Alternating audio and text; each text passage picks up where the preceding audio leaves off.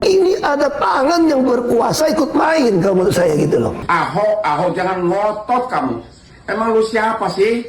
Aduh, Hotman Paris sekarang nyerang Bang Ahok lagi. Ya seperti biasa sebelum mulai videonya jangan lupa ditekan tombol subscribe sebagai tanda perkenalan. Langsung aja kita mulai videonya. Ahok jangan ngotot kamu. Emang lu siapa sih? Siapa sih lu di Indonesia ini, Ahok? Ngotot kayak apa lu? Lu nggak ada apa-apanya kok. Aku kok malahan greget ya lihat Hotman Paris ini. Kok dia yang keberatan dengan statementnya itu Pak Ahok. Seharusnya sebagai masyarakat dia mendukung dong supaya proyek ini dibongkar habis sama Pak Ahok. Kok dia yang keberatan? Aku jadi curiga ini ya kan. Jangan-jangan dia juga ikut menikmati hasilnya ya kan. Dia loh dalam keadaan sakit. Dengan emosinya dia itu berkomentar seperti itu. Ayo, coba Anda bayangkan. Seharusnya kan dia fokus dengan kesehatannya dulu. Ya kan? Saya lagi di Singapura, panas lihat gaya lu ngotot di semua medsos. Kamu kan komisaris. Apalagi komisaris utama dengan gaji miliaran di Pertamina. Tugas komisaris adalah termasuk mengawasi pelanggaran yang sekecil apapun. Apalagi ini mega pelanggaran, benar-benar pelanggaran yang sangat besar. Sekiranya pun kamu tidak tahu, setidaknya kau harusnya mengatakan minta maaf. Ih, Bapak mobilnya bagus banget. Beli di mana? Najis, mobil mewah hidup enak hasil korupsi aja bangga. Udah tua bukannya nyari pahala malah ngumpulin dosa. Lihat no yang tidur di pinggir jalan, bukannya bersyukur punya gaji gede hidup enak malah korupsi. Mikir dong, lu yang hidup enak yang dirugiinnya banyak nih. Mana mukanya? Aduh, Hotman Paris sekarang nyerang Bang Ahok lagi. Lu maunya apa di negara ini? Udah bener, Pak Ahok itu ngebuka semua data-data tentang korupsi. Kok lu yang sewot? Lu sebenarnya gimana sih? Sebenarnya lu pendukung koruptor atau gimana ini Hotman Paris? Hah? Serang sana serang sini, kondisi sakit loh. Lu fokus berobat Hotman Paris, napas lu aja udah tersengal-sengal. Ya, nggak usah ngurusin negara ini dulu, berobat dulu. Ya. Nanti lu akan berhadapan sama gue di segala urusan pengacara. Tenang. Gue nggak akan tinggal diam. Gue pasti akan melawan lu di semua kasus. Kasus yang lu pegang, kalau ada yang nyuruh gue lawan lu, gue akan lawan. Ingat Hotman Paris, lu akan gue kejar sampai manapun, ya. Kalau Pak Ahok nyuruh gue jadi pengacara, lu gue kejar Hotman Paris, ya. Karena dalil-dalil hukum lu ngaco. Gue bukan pengacara tipe-tipe penyuap, ya. Gue pengacara asli berpikir pakai otak, ya. Pak Ahok bersih begitu, lu hina-hina Hotman Paris. Aduh, lu sama gue aja kalah. Lu sekarang nyerang orang lagi, lu urusin dulu sama gue. Hah? Urusan lu sama gue belum selesai. Hotman Paris, nggak usah nyenggol-nyenggol Pak Ahok ya. Ingat, Pak Ahok itu orang jujur. Ingat, Ahok orang jujur. Ya, makanya banyak orang nggak seneng. Udah, Hotman Paris lu berobat dulu, napas lu udah sengal-sengal. Jadi jangan ngotot lagi sekarang kemana-mana, ngotot. Ayo, dan salam untuk istrimu yang sekarang, dan juga untuk mantan istrimu. Istriku masih ada, baru satu, dan hanya satu. Ibarat orang bekerja di sebuah perusahaan, kemudian dia ingin menjadi pahlawan kesiangan dengan membongkar bobroknya perusahaan tempat di mana dia bekerja. Dia mencari makan untuk anak istrinya. Dia pasti mikir-mikir, Pak. Kalau nggak dikucilkan atau diberhentikan, itu sudah pasti, Pak. Begitu juga dengan Pak Ahok. Sekarang dia sudah tidak menjabat sebagai komisaris utama di Pertamina. Dia tidak punya tendensi, tidak punya kepentingan apapun. Terus lapo, sampean sing sewot, sampean sing vokal, sampean sing kepanasan, iku lapo, iku tanda tanya. Sampean punya tendensi, punya kepentingan apa? Yo, tanda tanya besar itu. Ada yang menarik dari pernyataan Ahok ini. Tunggu, waktu akan berputar. Semua catatannya akan saya pegang. Satu hari ganti rezim, kau penjarain kalian semua, saya bilang. Kalian ingat baik-baik kalimat saya, direksi. Saya boleh keluar dari sini, tapi catatan yang saya punya, kalau rezim betul-betul mau membereskan negeri ini dari korupsi di migas dan Pertamina, saya berani jamin, saya dengan data ini akan penjarakan kalian semua. Dari video tersebut, apakah yang dimaksud Ahok bahwa rezim Prabowo benar-benar berkomitmen kuat untuk menindak tegas para koruptor? Jika iya, maka ini adalah langkah besar yang harus kita dukung penuh. Menariknya, pada tahun 2011, Prabowo pernah menegaskan dalam sebuah tweet Twitter bahwa ia mendukung hukuman mati bagi para koruptor.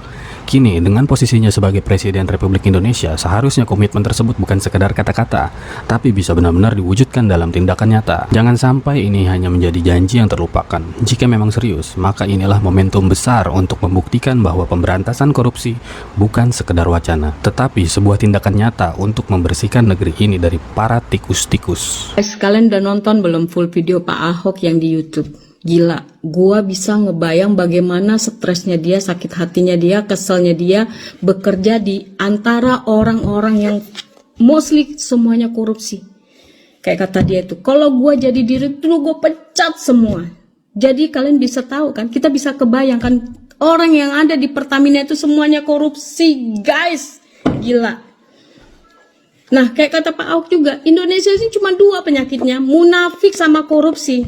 Nah, orang yang munafik ini kan berkedokan agama. Mau itu agama Islam, Kristen, apa semua berkedokan agama gitu kan. Sedikit salah ngomong masalah agama, udah langsung digoreng sampai gosong, sampai masuk penjara. Wis, bah, gitu kan. Nyata emang bener. Nah, kita Indonesia selalu ngeluh korupsi sana sini. Ya model-model orang kayak Pak Ahok, kalian nggak support gitu loh. Selalu kalian mau bikin dia, mau singkirkan dia. Ya jangan harap Indonesia mau maju, mau menjadi emas, nggak bisa. Karena model-model orang Pak Ahok yang benar-benar bekerja buat bangsa dan negara pure, nggak mau korupsi, kalian nggak dukung, ya. Jadi ya sorry to say buat kalian teman-teman aku, saudaraku yang ada di Indonesia, yang bermimpi Indonesia akan maju, ya cuman bisa sebatas mimpi lah dulu, ya kan. Mau kayak mana lagi gitu kan, ya. It is what it is. Makanya kenapa orang takut saya jadi dirut demo-demo? Kalau saya jadi dirut, saya bisa langsung pecat tuh dirut subholding. Karena untuk ke notaris saya yang putuskan. Dan saya tidak pernah takut sama menteri BUMN manapun.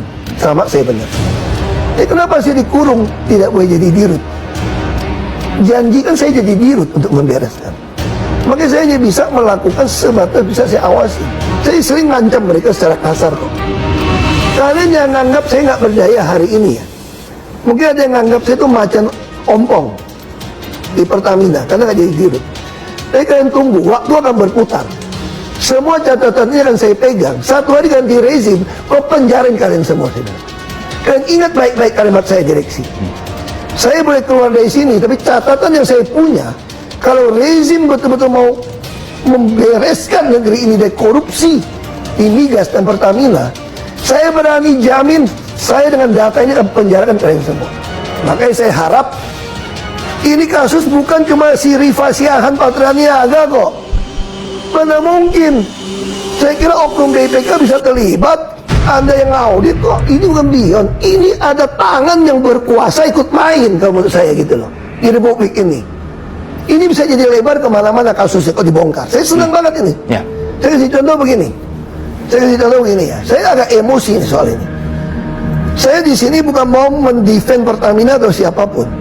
Saya ingin masyarakat itu mengerti bahwa akar masalah Republik Indonesia adalah korupsi dan kemunafikan. Jadi orang semua saling sandra menyandra, ada dikasih jabatan, wewenang. Makanya saya kenapa begitu ngotot ke LKPP. Saya dengar isunya, kita ini butuh 800.000 lah, kira-kira BBM dan minyak mentah impor. Isunya itu bisa bagi-bagi sampai $2-4 per barrel. Nah kalau yang paling berkuasa dapat $2 per barrel, itu 1,6 juta.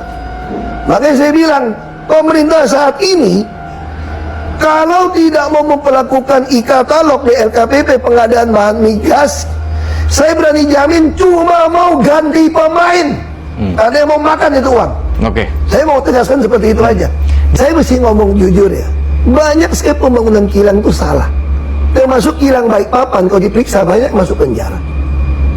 Bagi saya sederhana. Kalau pemerintah sekarang mau membereskan soal Pertamina, membereskan soal pengadaan, taruh di katalog RKPP.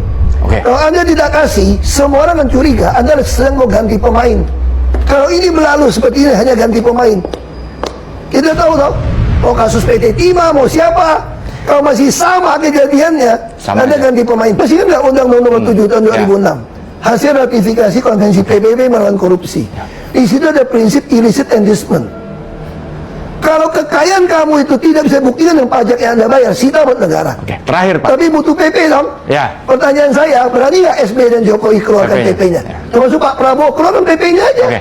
Kalau koruptor mah nggak bakal takut Tuhan, mereka itu lebih takut kalau jatuh miskin. Dan seandainya kalau Dajjal dan juga para iblis di neraka baca berita ini, mereka pasti insecure guys, karena jahatnya melebihi dari Dajjal dan juga iblis. Dan kalau menurut gua, hukuman untuk para petinggi Pertamina ini itu hukuman mati guys, nggak ada toleransi lagi, karena yang dirugikan kedua pihak, masyarakat dan juga pemerintah.